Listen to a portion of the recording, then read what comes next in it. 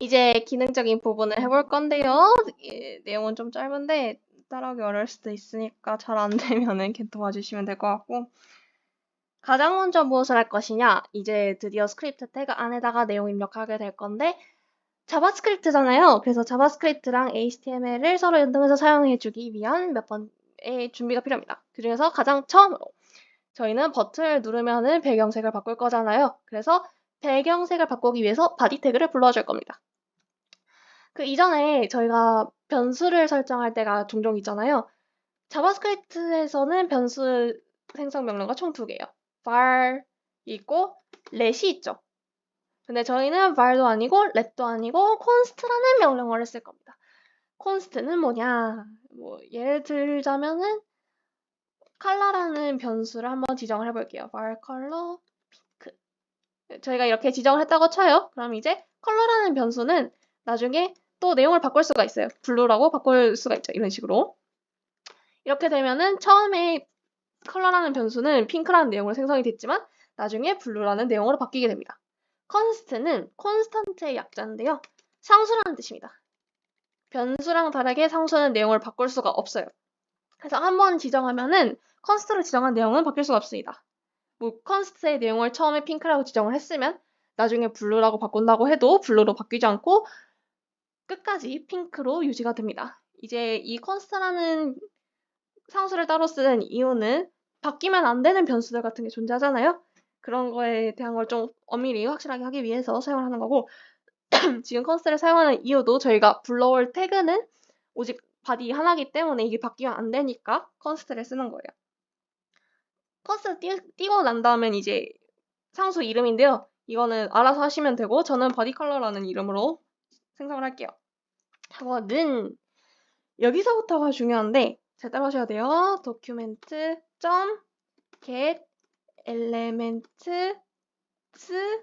by tag name 이렇게 쓸 건데 요 대문자 중요해요.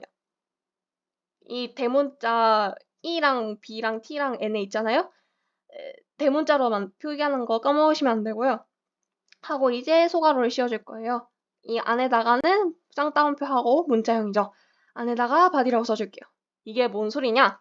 도큐멘트는 이 문서 얘기하는 거예요. 그러니까 이 HTML 문서 안에 있는 body라는 이름을 가진 태그들을 불러와라 라는 소리입니다. get elements by tag name이라는 명령어 보면 살짝 유추가 가능하죠?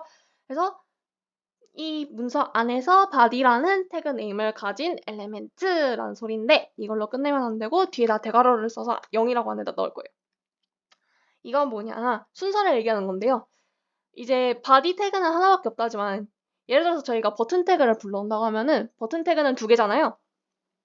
요 안에 기입하는 숫자는 몇 번째 버튼 태그를 불러올 것인가 이거를 지정하게 됩니다.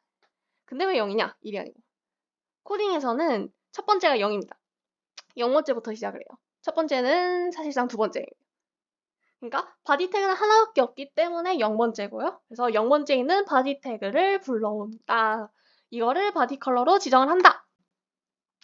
왜 이렇게 하냐면은 이 편이 다른 명령어를 쓰는데 훨씬 더 편리하고 또 이 도큐멘트 어쩌고 저쩌고를 바디 컬러 하나로 줄일 수 있다는 강점이 있죠. 그래서 바디 컬러라는 성수를 이렇게 지정해줬고요. 복잡하게 생각하지 마시고 그냥 여기다가 바디 태그랑 동일시하게 생각하시면 돼요. 그냥 얘가 바디 태그인 거예요. 이제부터 자바스크립트에선. 그 다음에 함수를 만들어줄 건데요. 버튼을 눌렀을 때 배경색이 바뀌게 만들어야 되잖아요. 이거를 이제 함수를 지정해줄 건데 펑션으로 시작을 합니다. 함수 지정할 때 펑션으로 시작을 하고 함수 이름은 저희가 알아서 정할 건데 저는 함수 이름을 turnPink라고 할게요.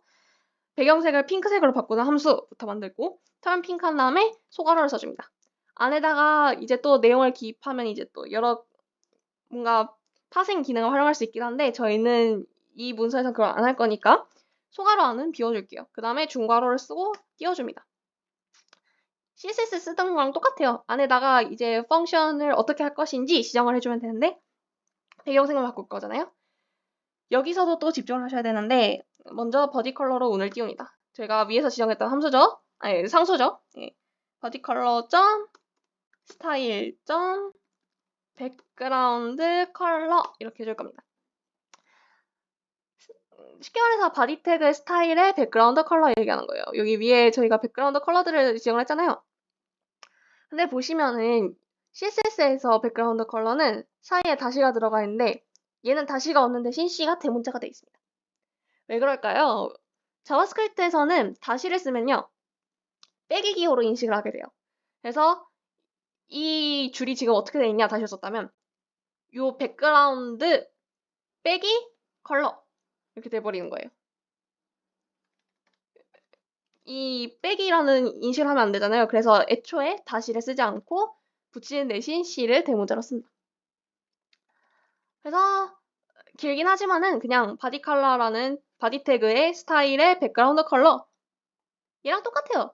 얘도 이제 블루라는 아이디의 스타일의 컬러 이거잖아요. 똑같이 바디 태그의 스타일의 바디 태그의 스타일의 백그라운드 컬러 그런 거고요. 이거를 이제 색상 코드예요. 색상 코드예요. FF627F라고 해줄 거예요. 핑크색이고요. 문자형으로 써줄게요. 문자형 아니면 오류가 나와요. 근데 이제 여기서는 안 그럴 거지만은 예를 들자면 뭐 저희가 자바를 이런 식으로 활용을 한다고 했을 때 3+4 이런 식으로 지정을 하게 될 수도 있잖아요. 근데 이러면은 문제가 생겨요. 왜냐? 아까 말했다시피 이 명령어는 문자열밖에 인식을 하지 않거든요. 근데 이 3+4에다가 문자열을 씌우면은 3+4는 7이잖아요. 7을 출력을 안 하고 그냥 이 3+4를 그대로 출력을 해버린단 말이에요. 어떻게 해결을 하냐? 스트링이라는 명령어가 있습니다. 스트링하고 안에다 소괄호를 쓸 수가 있어요. 여기 안에다 3+4를 씁니다. 스트링은 문자열로 바꿔주는 거예요. 그래서 이렇게 쓰면은 3+4를 먼저 계산을 합니다. 그럼 이제 7이 돼요. 이 7을 문자열로 바꿔서 출력을 하게 됩니다. 예, 그래서 알아두시면 좋으니까 알려드린 거고 여기 같은 경우에는 그냥 단순하게 색상 코드만 쓸 거니까 처음부터 문자열로 기입을 해도 상관이 없어요. 예, 핑크색으로 할 거고요. 함수 이걸로 끝이에요. 마찬가지로 이번엔 배경색을 파란색으로 만드는 함수를 만들 거예요. 그럼 이제 턴 블루가 되겠죠. 또 중간에 띄우고 똑같이 바디 컬러 점 스타일 점 백그라운드 컬러는 똑같이 색상 코드고 78CAF7 이렇게 함수를 정의를 해줬습니다. 이 텀블러 함수하고 텀핑크 함수 이렇게 만들어줬죠. 그러면 그 다음으로는 버튼을 눌렀을 때 이 함수를 실행을 하게 만들어낼 겁니다. 저희 그 태그에는 속성이라는 게 있어요. 클래스, 아이디 뭐 이런 게 다 속성이고 뭐 예를 들자면 이미지 태그 저희 예전에 배웠지만 소스를 가져오잖아요. 이 src 이런 것들이 다 속성인데요. 버튼의 속성 중에 하나에는 이제 onClick이라는 게 있습니다. onClick하고 안에다 내용을 기입해 주는데요. 뭔 소리냐? 이 버튼을 클릭했을 때 이렇게 하라 라고 지정을 해주는 속성입니다. 저희는 버튼을 클릭을 했을 때 각각 턴핑크 함수하고 턴블루 함수를 실행하게 만들고 싶잖아요. 그래서 이 onClick 안에다가 턴핑크 함수 이렇게 소괄호 써주고 마찬가지로 블루 버튼 안에도 onClick은 턴블루 함수 이렇게 써줄게요. 그러면 네 이제 저 뭐 여기 뭔가 또 잘못 입력한 것 같은데 네 스타일이 아니라 스타일 EL이라고 썼네요. 여러분 이렇게 생각보다 오타 때문에 생기는 오류가 많아요. 잘 보셔야 돼요. 네, 이러면 이제 정상적으로 각각 버튼 딱 눌렀을 때 배경색이 바뀌는 걸 볼 수가 있습니다. 완성이에요. 사실 이거 보시면서 이제 처음 보는 것들이 많을 거예요. 예를 들면 뭐 보더 레디우스라던가 트랜지션이라던가 뭐 난 이거 처음 보는데 이걸 어떻게 다 기억하냐 그럴 수 있지만은 약간 그런 거예요. 이런 거 미리 한번 해보고 좀 커닝 페이퍼로 써라. 나중에 프로젝트 만들 때 이런 걸 어떻게 썼더라 하고 이제 이 버튼 프로젝트 딱 켜보면 보더 레디우스라는 명령어가 있었지. 뭐 이런 식으로 떠올릴 수도 있고요. 도저히 안 떠오르면 저 찾아가서 물어보시면 되고요. 네. 뭐 그러면은 이 정도로 끝이 될 것 같습니다. 네. 생각보다 그렇게까지는 안 어려웠을 거라고 믿고 싶어요. 예. 그러면은 이렇게 끝이네요. 예. 감사합니다.